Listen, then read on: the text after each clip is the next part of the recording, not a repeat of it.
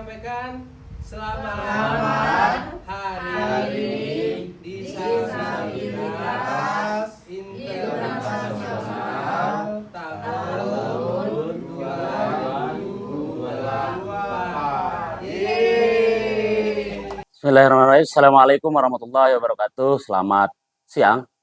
Kembali lagi bersama saya Hul Husain dalam Ruang Dimensi NTB.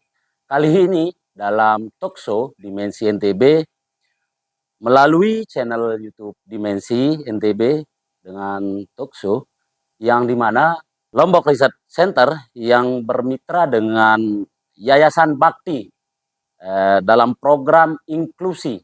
Nah, di mana kegiatan ini tentu memiliki tujuan bagaimana ke depan mendukung program kelembagaan daerah serta menjaga keberlanjutan program daerah itu sendiri.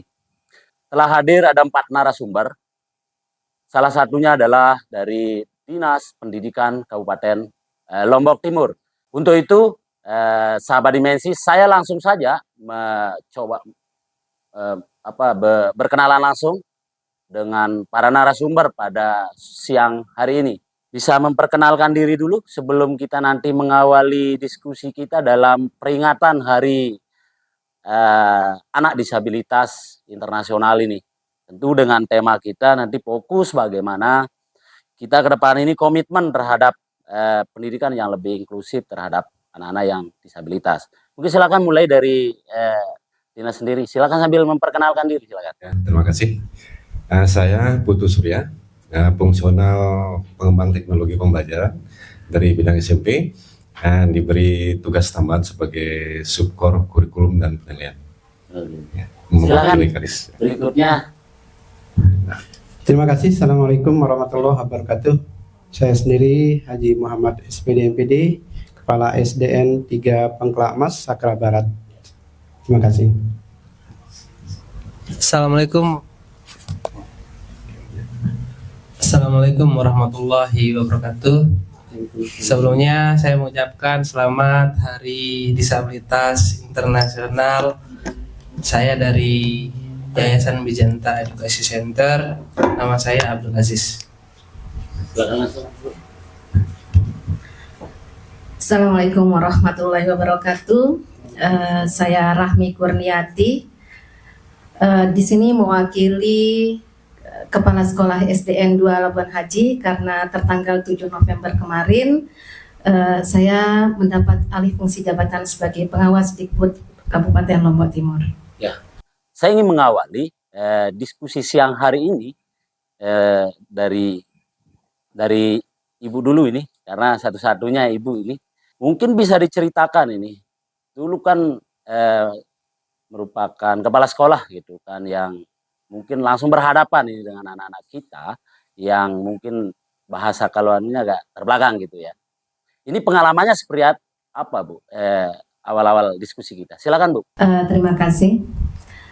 Sahabat Dimensi, di sekolah kami SDN 2 Labuan Haji, sebenarnya kondisi di sekolah kami, GTK kami pada awalnya tidak memiliki kompetensi untuk menangani anak-anak disabilitas atau siswa-siswa disabilitas. Di sisi lain, sarana prasarana untuk bisa memfasilitasi anak-anak kita belajar sesuai dengan kebutuhannya juga belum tersedia. Dan ini kami mulai menyadari bahwa kami harus melakukan sesuatu bagi anak-anak kita ini diawali sekitar tahun 2021 ketika ada salah seorang peserta didik kami yang memang sepertinya tidak seperti siswa yang lain. Bahkan bisa dikatakan dia memiliki kebutuhan yang berat begitu. Dan ini terbukti ketika kegiatan pembelajaran itu dimulai karena memang guru-guru kami tidak memiliki kompetensi sehingga mengalami kendala-kendala dalam menghadapi anak-anak kita ini. Pada waktu itu kan baru 1 orang. Apa yang dialami oleh siswa kami sehingga guru-guru kami ini mengalami kendala karena memang siswa kami ini pada sehari-harinya ini tidak bisa diam di dalam kelas. Dia selalu mau di luar, kalaupun keluar melihat sesuatu yang tertarik misalnya air langsung nyemplung begitu. Kalaupun dia ada di dalam, dia harus full kipas angin. Kalau sudah tidur, tidak mau. Berbicara masih tidak jelas, kemudian menulis juga sulit diarahkan. Intinya untuk menangani kurang lebih 30 siswa klasikal tentunya tidak bisa fokus guru kami menangani satu orang. Atas dasar itu sehingga kami mengajak orang tua siswa kami untuk mengkomunikasikan apa kendala-kendala yang dihadapi oleh Bapak Ibu guru kami di sekolah. Sehingga pada saat itu kami komunikasikan, yang namanya kami masih belum memiliki wawasan luas tentang disabilitas, kami mohon kepada orang tua, bagaimana jika anak kita ini dipindahkan ke SDLB. Nah, tetapi karena faktor kesibukan, mungkin faktor jarak, sehingga orang tua berkeras untuk membiarkan, artinya tetap anaknya di sekolah kami.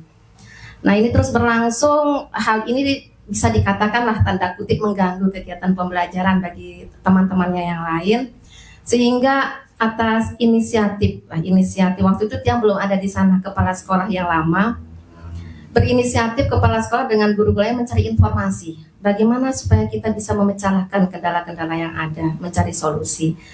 Dari mencoba mencari informasi, kami mendapatkan sebuah nomor kontak, Pak. Kami mendapatkan sebuah nomor kontak dan kami mencoba untuk menghubungi nomor kontak, dan alhamdulillah yang kami hubungi ini merespon dengan cepat, dengan datang ke sekolah mengobservasi apa benar informasi yang dia terima dari sekolah. Itu yang dicoba. Ya, kami mencoba menghubungi pihak ketiga justru. Kami tidak berangkat ke dinas begitu, tidak. Mencoba lah mencari dari nomor kontak itu, dan begitu datang, Niki mitra kami kita anggap ya, karena memang kami mencoba dan direspon begitu, malah kaget. Kenapa sampai bisa ada siswa yang kebutuhannya begitu berat ini, kondisinya tidak bisa di sini. Kami ceritakan kenapa anak kita ada di sini. Kami sudah komunikasikan orang tua, tetapi berkeras ingin anaknya di sekolah kami. Akhirnya untuk bisa memberikan pelayanan terbaik, mungkin bukan terbaik ya, tapi lebih baik bagi anak ini, supaya tidak hanya sekedar datang ke sekolah tapi tidak mendapatkan apa-apa, mendapatkan penanganan. Demi kebaikan anak kita, akhirnya Niki mitra kami minta untuk dipertemukan dengan orang tua. Singkat cerita, ini pertemuan, tetapi tetap dari mitra kami yang memang memiliki keahlian dalam hal itu menyatakan bahwa ini kalau kita lihat dari observasi kita, ini anak kita ini autis. Di situlah kami paham bahwa oh ini anak kami autis, kebutuhannya begitu berat begitu, dan harus ditangani oleh seorang ahli. Nah begitu. Sehingga kalau memang tetap mau di sini, diarahkanlah orang tua untuk mencarikan guru pendamping bagi anaknya. Nah, dari hasil komunikasi itu disepakatilah sebuah MOU bahwa orang tua siap untuk mendapatkan guru pendamping. Hanya saja sulit dari mana kita mencari, pihak sekolah juga tidak tahu kemana. Alhamdulillah Niki mitra kami ini siap untuk membantu mencarikan guru pendamping. Sampai hari ini masih? Ya, alhamdulillah. Nah, dengan satu catatan Niki, bahwa guru pendamping ini akan dibiayai oleh orang tua siswa. Dan itu yang pertama. Dan tidak lama berselang kami mendapatkan siswa pindahan lagi dari sekolah lain yang ternyata kondisinya juga disabilitas, walaupun kondisinya tidak seberat yang siswa baru. Dan di sini pun akhirnya waktu itu sudah mau kelas 3 ya, tapi belum bisa membaca, belum bisa menulis. Nah, kami koordinasikan lagi karena kami sudah punya mitra kan. Kami coba komunikasikan, diobservasi kembali, dan oh ini sepertinya kesulitan kognitif karena memang dilihat dari hari-hari dia cepat lupa. Begitu, belum bisa merawat diri. Jadi kebersihan segala macam, kadang-kadang secara emosional kalau sudah tidak nyaman ya bangku dia lempar, menggigit teman, segala seperti itu. Jadi kami komunikasikan dengan orang tua, kami siap menerima karena dengan kondisinya agak berat ini, kami minta orang tua mau anaknya mendapatkan guru pendamping sebagaimana siswa kami yang pertama.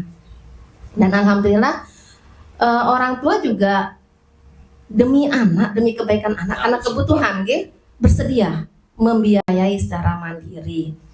Nah, seperti itu kondisinya, sehingga lambat laun wawasan kami di sekolah semakin bertambah terkait disabilitas ini, sehingga kami sempatlah bermitra juga dengan inovasi. Yang berkat kami punya siswa yang memiliki guru pendamping ini, akhirnya kami bermitra dengan inovasi, terlibat dengan program-program inovasi yang ada kaitannya dengan inklusi, sehingga kami sempat mendapatkan kesempatan untuk diperkenalkan dengan survei, ya kalau tidak salah itu bottle box begitu ya.